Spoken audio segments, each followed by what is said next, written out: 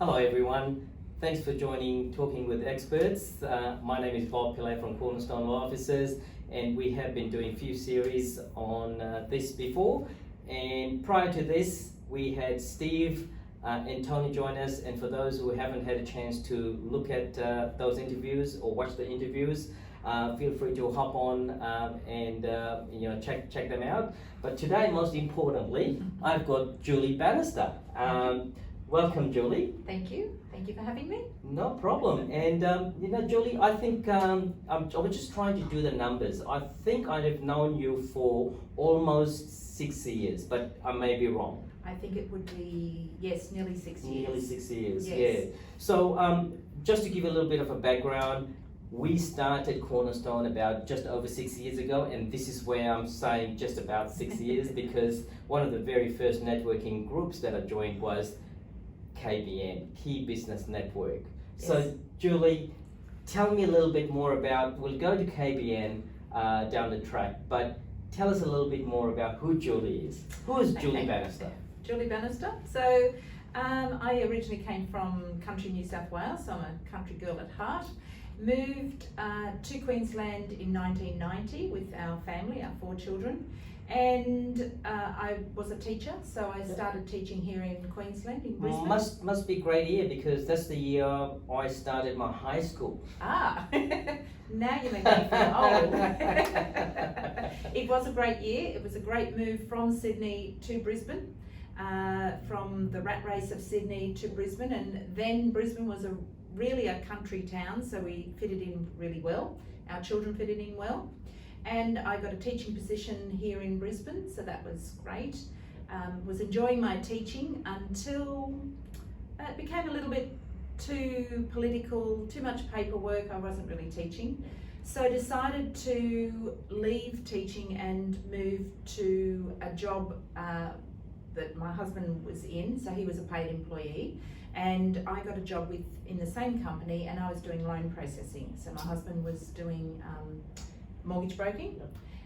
So we did that for several years, and then we decided to go out on our own into business. So Doug as a mortgage broker, myself as a loan processor. So you were helping within the business? Yes, yeah, okay. yes. So you gave up teaching full time, like completely, and then worked in the business, or yes. did you transition? No. Gave up completely, yeah. Yes. That was a big move because I did love teaching. However, I didn't like where it was going, so I decided that I needed to get out. And the company that I went to work for was doing a lot of professional and personal development, and I was able to go along with Doug. So I was attracted to that. So that was why I wanted to get out of teaching, because then Education Queensland wasn't really doing that for their employees. So. Yeah, no, that's interesting. I'm just going to touch on that as well. I think we had this conversation many moons ago about my teaching background as well. So I finished my high school, my grade 12 in 1990, and went and did architecture and all that. Yeah. I ended up going back to uni and did industrial technology with a teaching module to it. So yes. I taught for 5 years in the trade section in yes. mining towns, and I think it's one of the best background to have. It is. Good platform to have. And yes. look at you now, and we are not teaching anymore, but I think we are teaching to our staff, our team members. Yes, so yeah, that's exactly. Brilliant. That's yes. brilliant. One thing I did find though, being a teacher, I didn't believe that I could do anything else then. Yeah. And it was my brother-in-law who said, Julie, you have so many skills, but you just don't know where to look. So anyway, we left, and then we went out on our own in business. So Doug was a mortgage broker, I was a loan processor. Yep. And it was just when the GFC hit. Right.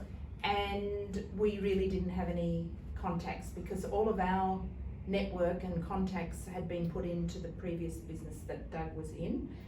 And so we decided to do some networking, looked at a few different networking events, like groups, and then decided that we could pick the best out of all of them.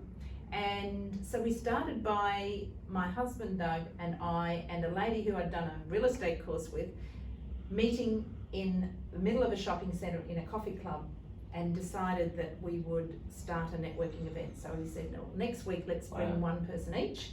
So the next week we had 6 people. Then the 6 people, we said, let's bring one person each. We didn't quite get to 12, but it grew organically that way. And we outgrew the coffee club in the middle of a shopping centre. Wow. So we decided that we would find a venue, get a speaker. So that was about 10 years ago? 13 years ago. 13 years ago. Yes. Wow. Yes. So that's how Key Business Network started. Yeah. Just by people meeting together. Power of multiplication, right? Exactly. Yeah, Yes. That's really interesting. I know. I probably never asked you the question how you started. I mean, I always knew as, you know, KBN. Yes. But that's really a really good insight on what led you to start. This networking group. So, and it is the way that networking should happen as well, because, you know, if we all invite somebody along, then our networks grow. So, and that's very important to the viewers out there as well. You will find there's so many groups, networking groups out there, and I, you know, always say to Julie, there's horses for courses. You know, sometimes I'm the horse for the course, and sometimes I'm not. And KBN is something that we started Cornerstone with, and we've grown Cornerstone with about 15, 20 staff now. It fluctuates due to COVID. It's there's a huge factor that KBN played in our growth as well.